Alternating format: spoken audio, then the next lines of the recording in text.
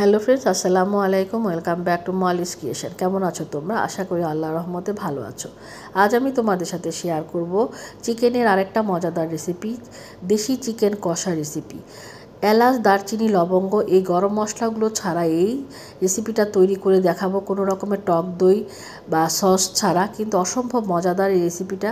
Colour দেখি তোমরা বুঝতে পারছো কতটা লোভনীয় হয়েছে। গরম ভাত, পোলাও, রুটি, পরোটা যে কোনো কিছুর সাথে এই চিকেন কষা অসম্ভব মজা লাগে। আর দেশি চিকেন তো সেই জন্য এটার মজাটা একদম অন্য রকমের। আশা করি তোমাদের ভালো লাগবে। ভালো লাগলে অবশ্যই লাইক, কমেন্ট, শেয়ার করবে। আর ফেসবুক পেজ থেকে দেখে থাকলে পেজটা ফলো করে দিবে যদি এখনও ফলো না করে থাকো। আর ইউটিউব চ্যানেল থেকে দেখে থাকলে আমার চ্যানেল যদি এখনও সাবস্ক্রাইব না করে থাকো তাহলে আমার চ্যানেলটি সাবস্ক্রাইব করে দিবে। তো চলো দেখে নেওয়া যাক কীভাবে আমি এই চিকেন কষা তৈরি করি। এখানে আমি 1 কেজি ওজনের একটা দেশি চিকেন কেটে ধুয়ে পরিষ্কার করে নিয়েছি। এর মধ্যে আমি